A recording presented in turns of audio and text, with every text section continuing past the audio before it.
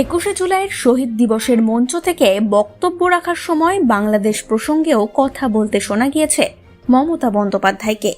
তিনি বলেন, বাংলাদেশ থেকে কেউ পশ্চিমবঙ্গের দরজায় এলে ফেরাবেন না। বাংলাদেশ প্রসঙ্গে আর কি বলেছেন মমতা বন্দ্যোপাধ্যায় শুনে নেব। না, বাংলাদেশে নিয়ে যদি আপনাদের কোনো পরিবার থাকে, পরিজন থাকে, কেউ পড়াশোনা করতে যান, কেউ চিকিৎসা করতে এসে ফিরতে না পারেন, যদি কোনো সহযোগিতার দরকার হয়, আমি বাংলাদেশ নিয়ে কোনো কথা বলতে পারি না, কারণ ওটা একটা আলাদা দেশ। যা বলার ইন্ডিয়া গভর্নমেন্ট বলবে, আমি বলতে পারি না।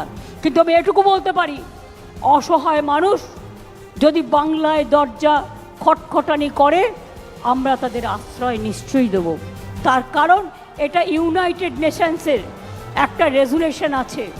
কেউ যদি রিফিউজি হয়ে যায়, তাকে পার্শ্ববর্তী এলাকা তাকে সম্মান জানাবে। যেমন আসামে একটা গণ্ডগোল হয়েছিল বড়দের সাথে, আলিপুরদুয়ারে তারা দীর্ঘদিন ছিলেন, আমিও গিয়েছিলাম তাদের সাথে দেখা করতে। কিন্তু আপনাদের কাছে আমার আবেদন থাকবে, বাংলাদেশ নিয়ে আমরা যেন কোনো প্ররোচনাতে না যাই, আমরা যেন কোনো উত্তেজনাতে না যাই।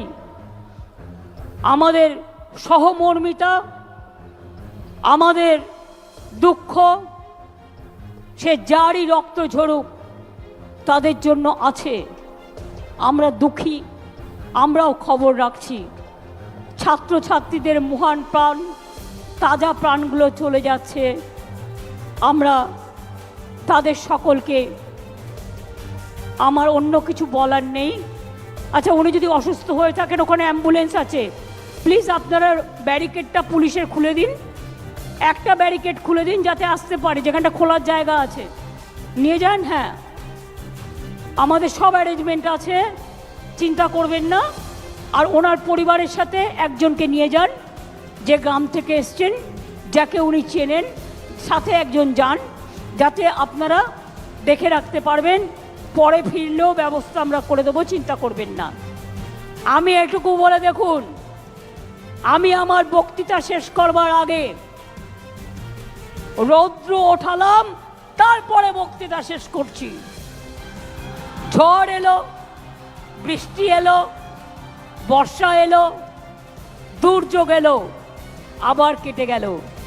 দুর্যোগ একটা শব্দ, শুনলেই সবাই ভয় পায়। প্রসঙ্গত